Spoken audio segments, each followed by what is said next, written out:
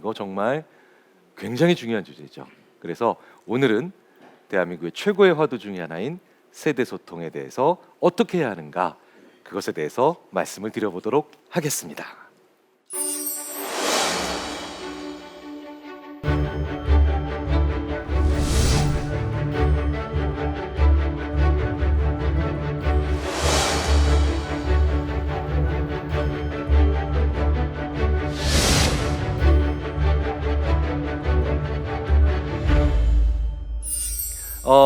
얼마 전에 90년대생이 온다라는 책이 정말 지금도 정말 베스트셀러에 반열에 오르면서 화제가 되고 있었고 지금도 되고 있지요. 그만큼 세대 소통과 세대 갈등, 세대 간의 어떤 차이 이런 거 굉장히 많이 얘기가 되고 있어요. 많이 느끼시죠? 많이 느끼실 겁니다. 재밌는 건요, 세대 차이는 문화 간의 차이보다도 더 큽니다. 자, 제가 이런 말씀을 많이 해요. 한국 사람이랑 미국 사람이랑 많이 다르다, 뭐 이런 얘기 할 수 있잖아요. 그런데 한국 사람과 미국 사람이 다르다는 건 문화 간의 차이죠. 그런데 심리학자들이 많이 하는 얘기가 뭐냐면 문화 간 차이보다 문화 내에서의 차이가 더 크다. 그렇죠? 그러니까 예를 들자면 한국 사람과 미국 사람의 차이보다 한국 사람에서 부모님 세대와 자녀 세대의 차이가 더 클 수 있다 라는 얘기들을 얼마든지 할 수 있다는 거죠. 뭐 절절하게 느끼고 계실 겁니다. 하나만 예를 들어 볼까요? 저도 얼마 전부터 되게 재밌는 현상을 발견하고 있어요. 그림을 보시면요, 가운데에 있는 걸 덱스라고 하겠습니다. 자, 왼쪽과 오른 것 중에서 어떤 게 더 가운데 덱스랑 비슷해 보이세요? 왼쪽을 편의상 A라고 하겠습니다. 오른쪽을 B라고 하겠습니다. 자, A와 B 중에 어느 게 더 비슷해 보이세요? 벌써 이게 다르잖아요. 그렇죠? 자, 그러면 뭐 이것도 정답이 있는 건 아니에요.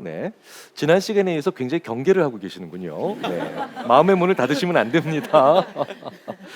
심리학에 사람 마음에 정답이 있는 게 아니니까요. 자, 한번 그냥 이건 가볍게 한번 알아보겠습니다. 둘 중에 하나에 손 들어주시면 되죠. 나는 왼쪽에 있는 A가 더 비슷해 보여. 한번 손 들어주시죠.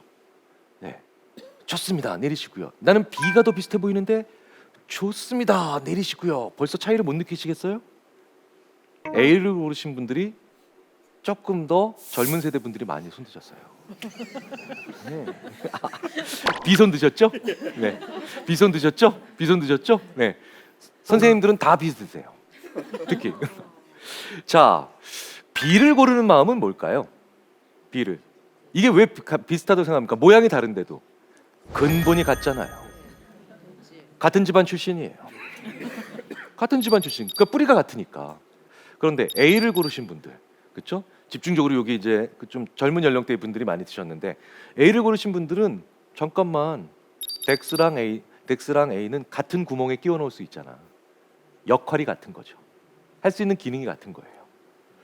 재밌는 건요, 10년 전 혹은 20년 전에 우리나라에서 이걸 물어보면 굉장히 많은 분들이 대부분 B를 고르셨어요. 그런데 점점 우리도 젊은 세대로 갈수록 A를 고르시는 분들이 많아져요. 그러니까 같은 집안 출신이 아니더라도, 같은 곳에서 오지 않았어도 같은 일을 하면 같은 거야. 같은 구멍에 넣을 수 있고 같은 역할을 할 수 있으면 그런 거야. 벌써 우리 사이에서도 변화가 일어나고 있죠. 어떨 때는 그래서 보면요, 그냥 아예 다른 나라 사람 같기도 느껴지기도 해요. 이제는 점점 저는 힘들어져요. 대학생들한테 이제 쓸 수 없는 얘기들도 너무 많고요. 뭐 예를 들자면 이런 겁니다. 2002년 월드컵 얘기 이런 거 절대 못 해요. 지금 대학생들한테 2002년 월드컵은 살수대첩이랑 다르지가 않아요. 같은 얘기거든요. 그러니까 저도 점점 이 친구들이랑 차이감을 느끼고 있으면서 당황해하기도 하고 한편은 좀 힘들어하기도 합니다. 게다가 더 큰 이슈가 생긴 거죠.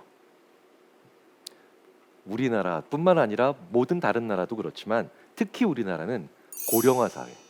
예전에는 훨씬 일찍 사망했잖아요, 인간이. 100년 전에 우리 조상님들은 40대 전후로 다 사망하셨어요. 대부분. 다시 또 100년 전으로 가면 30대 중반이었고요. 10,000년 전으로 돌아가 볼까요? 호모사피엔스의 역사를 잡는 방법은 여러 가지지만 30만 년으로 잡을 때 10,000년 전이라고 해도 무려 29만 년이 지난 후죠. 대부분의 시신들은 18세에서 20세입니다. 발견되는. 그러니까 18세, 20세 사이에 대부분 죽은 것 같아요. 그런데 100살이 넘게 사시잖아요. 무슨 얘기입니까? 훨씬 더 다양한 세대가 공존할 수밖에 없다는 거죠. 그런데 특히 한국 사람들은 이렇게 다양한 사람들이 공존하는 환경을 받아들이기가 좀 힘든 게 사실이었죠. 다양함과 반대말이 동질하다는 거잖아요. 한국 사람들이 굉장히 동질적인 사회에서 살아왔습니다. 환경도 그래요. 미국, 중국 혹은 러시아 같이 큰 나라에서 온 사람들은요, 한국에서 좀 생활을 하다가 한국어를 좀 알아들을 수 있게 돼서 TV에서 뉴스를 보게 되잖아요. 그러면 일기예보를 보다가 깜짝 놀래요.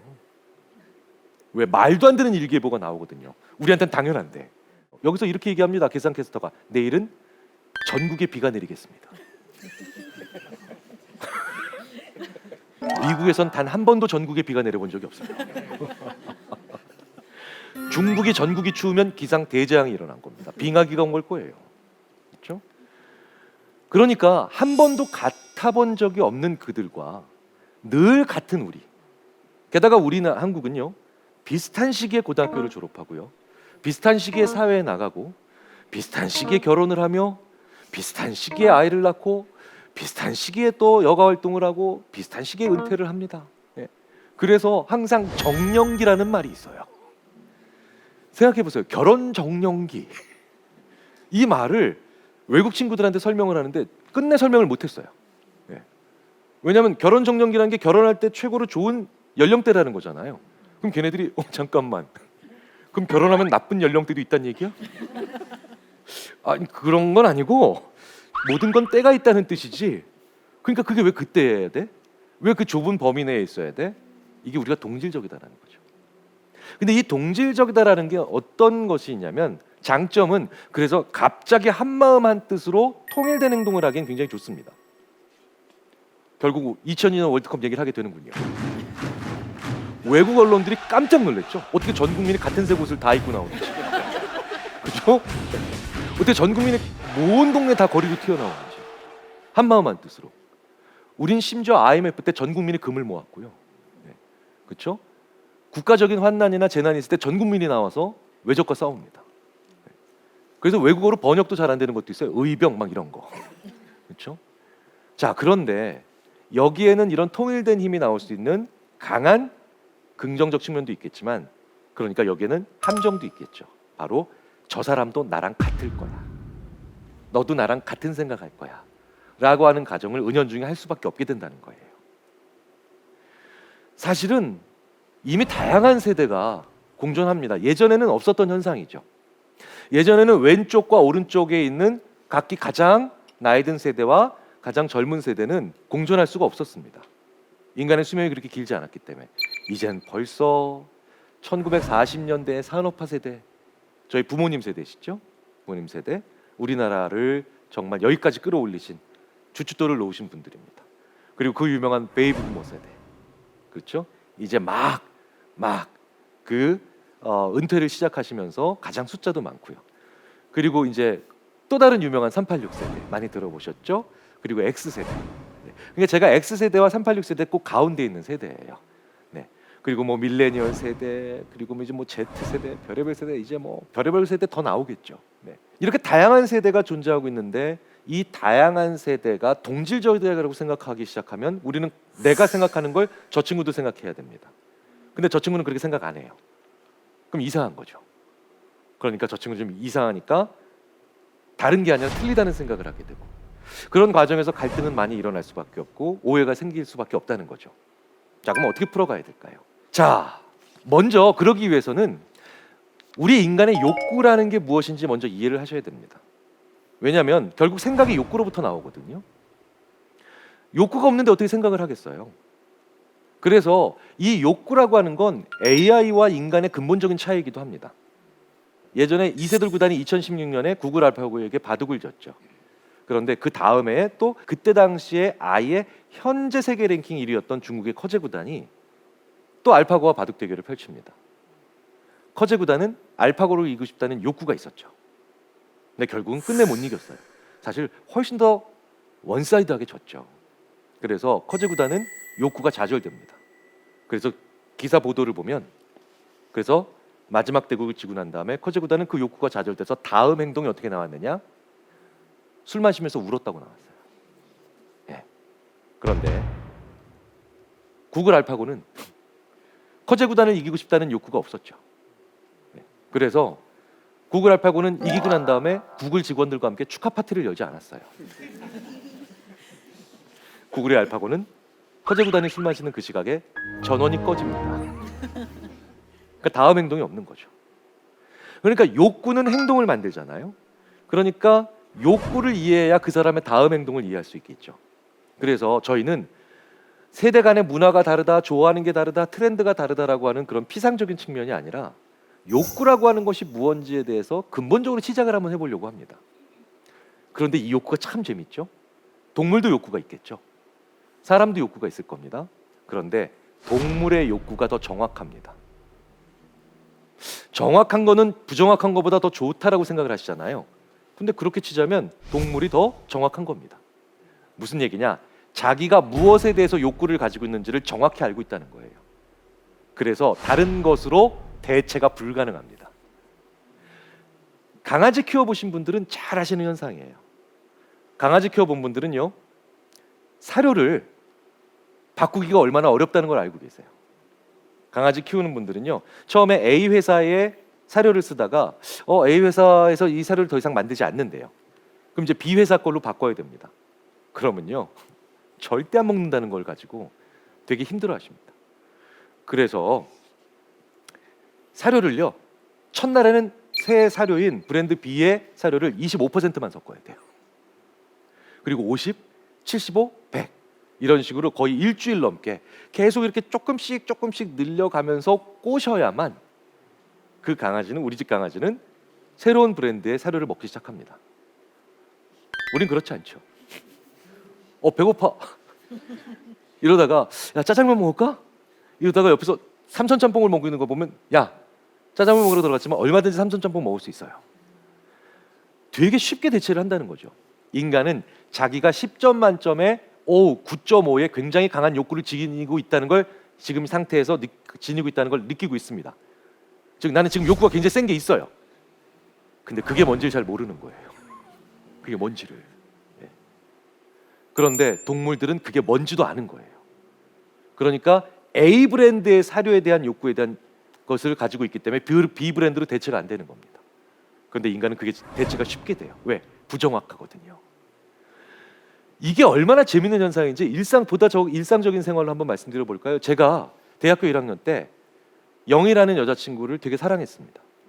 가명입니다. 네, 가명입니다. 네, 실명 아닙니다. 네, 네. 이게 실명이면 좀 큰일 나죠. 네.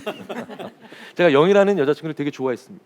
그런데 어느 날 갑자기 이 영희가 저를 버리고 저보다 훨씬 잘난 남자친구를 사귀었어요. 제가 날이면 날마다 너무너무 슬퍼서 괴로워합니다. 영희야, 어떻게 사랑이 변하니? 막 이러면서. 그렇죠? 근데 옆에 있는 제 친구가 영범이라는 친구가 와가지고, 얘는 실명입니다. 네. 영범이라는 친구가 야, 잊어. 세상에 여자가 영희 하나뿐이야? 그럼 제가 또 이렇게 얘기하죠. 또 어디서 본 건 있어가지고 여자는 많아도 영희는 한 명뿐이야. 막 이러면서 막 술을 마시면서 막 고통을 달래고 있습니다. 자, 제가 아까 그 강아지 같다면, 동물 같다면 저는 영희가 다시 제 앞에 오지 않는 이상은 절대로 저의 욕구는 다시 충족이 안 되죠. 그런데 갑자기 이 영범이라는 친구가 경이라 소개팅 한번 할래? 그 제가 자존심이 있죠. 한 번에 한다 그럽니까? 싫어. 난 영희를 잊을 수 없어. 그 다음날 다시 전화해서 또 하라 그럽니다. 슬슬 마음이 움직여요. 그래서 제가 한번 쓱 물어봅니다. 예쁘냐? 오늘 저의 대학 시절이 거의 지금 뭐 완전히 무삭제판으로 말씀이 되고 있는데, 자, 그렇다면 결국은 제가 못 이기는 척하면서 나갔어요. 그런데 수키라고 하는 전혀 다른 스타일의 여학생이 나옵니다. 왜냐하면 제가 좋아했던 영희는 굉장히 요즘 말로 좀 보이시하고 단발머리에 굉장히 좀 털털한 성격이었습니다. 그런 매력 있는 여학생이었어요. 그런데 이 수키는 제가 대학교 다닐 때 가장 인기 있었던 여자 가수가 강수지 씨였는데 딱 그렇게 생긴 거예요. 전혀 다른 스타일이죠. 하지만 예뻐요. 그래서 저는 갑자기 더 이상 영희가 생각이 안 납니다. 뭐 저를 그렇게 쓰레기처럼 보십니까? 저처럼 사셨기 때문에 다 결혼하실 수 있었던 거예요. 첫사랑을 못 잊으면 아무도 결혼 못 하죠. 그렇죠? 근데 재밌는 건 저는 분명히 그 사랑에 대한 욕구는 영예로부터 만들었는데 수키로 그 욕구가 충족이 되고 있죠. 인간의 욕구는 강도는 인식되지만 그것이 어디서부터 왔고 그 이유가 뭔지는 의외로 부정확하기 때문에 이게 가능한 겁니다. 자, 그렇다면 이게 인간 장수의 원인으로 비유되기도 하죠. 만족을 자주 해야 그 개체는 오래 살아요. 만족감이 떨어지면 그 개체는 오래 못 삽니다. 그거는 인간뿐만 아니라 다른 모든 동물과 똑같아요. 그런데 어떤 대상에 대해서 욕구를 강하게 가지고 있는데 그 대상이 사라져버리면 영원히 그 욕구를 충족시킬 수 없는 동물들은 그래서 불만족의 상태가 계속되며 그리고 오래 살지 못하죠. 그런데 인간은 계속해서 그 욕구를 대체할 수 있는 다른 대상들을 얼마든지 찾아갈 수 있습니다. 왜? 부정확하거든요. 부정확하거든요. 그래서 가끔 우리는 떠나간 연인의 자리를 밥으로 채우기도 합니다. 그렇죠? 그리고 떠나간 친구의 빈자리를 일로 채우기도 하죠. 이렇게 전혀 다른 것으로 얼마든지 대체가 되더라는 겁니다. 이건 욕구의 전염이죠. 그리고 의외로 우리가 모르는 곳에 욕구가 있다는 거예요. 우리가 그렇기 때문에 스티븐 핑커와 같은 당대 최고의 인간 연구자들은 우리가 다른 동물들보다 더 많은 일을 할 수 있는 건 다른 동물들보다 본능이 적어서가 아니라 훨씬 더 많아서다. 근데 그게 본능이라기보다는 그러니까 욕구의 종류가 얼마든지 많아질 수 있다는 거죠. 그리고 대체가 가능한 겁니다. 다른 것으로도 얼마든지 채워질 수 있다는 거죠. A라는 종류의 욕구가 충족이 되지 않았는데 전혀 다른 C와 D의 영역에서 그걸 충족할 수 있다는 거예요. 그러니까 우리 인간의 욕구를 매슬로우라고 하는 심리학자처럼 생리적 욕구, 안전에 대한 욕구, 애정, 소속, 자아 실현 뭐 이렇게 인식 가능한 걸로만 보는 건 문제가 있습니다. 저게 틀렸다는 얘기가 아니라 저거 말고도 재밌는 측면들이 많다는 거죠. 물론 여기에는 가장 중요한 피라미드에서 가장 밑에 있는 요즘 아이들에게 제일 중요한 와이파이 같은 욕구도 있습니다만 이렇게 인간의 욕구는 우리가 상상 가능한 그런 인식 가능한 명시적인 것뿐만 아니라 다른 측면들이 많을 거라는 거예요. 그런데도 우리는 여전히 욕구를 과목별로 이렇게 구분하죠. 그렇죠? 그래서 초중고 학생들이 인생에서 제일 추구하고 싶은 것은 뭐 돈, 명예, 권력, 인기 뭐 이렇게 우리는 과목별로 얘기를 하고 있지만 여기에는 우리가 모르는 측면들이 많이 있다는 겁니다. 대표적인 하나를 들어볼게요. 배가 고픕니다. 내가 배가 고프면요, 당연히 음식에 대한 욕구가 상승하겠죠. 근데 놀랍게도 음식에 대한 욕구가 상승하는 건 저 파란색 그래프만큼 올라갑니다. 평상시보다. 더 재밌는 건 내가 배가 고플 때 그 욕구를 충족시켜 줄 수 있는 건 음식이잖아요. 만년필은 욕구를 충족시켜 줄 수 없죠. 그리고 노트도 욕구를 충족시켜 줄 수 없죠. 이렇게 욕구를 충족시켜 줄 수 없는 무관한 아이템들에 대한 욕구는 평상시보다 2배로 떨어집니다. 그러니까 무슨 얘기냐? 내가 어떤 것에 대한 욕구가 생기면 그걸 충족시켜 줄 수 있는 게 요만큼 상승한다면 그것과 무관한 건 2배로 떨어져서 이 낙폭만큼을 다 합쳐서 우리는 그게 좋아져지는 거예요. 그래서 제가 가끔 학생들한테 어떤 일을 해결하는데 네가 무관한 사람이라면 그 일 근처에 있지 말라고 가르칩니다. 오늘 우리 회사에서 A라는 프로젝트를 빨리 해결해야 되는데 나는 그 A라는 프로젝트를 해결하는데 별로 관련이 없는 사람이에요. 그럼 바로 이 오른쪽에 해당하는 사람이겠죠. 그럼 그 주위에서 어슬렁거리는 것만으로도 그 사람은 평가절하 된다는 거예요.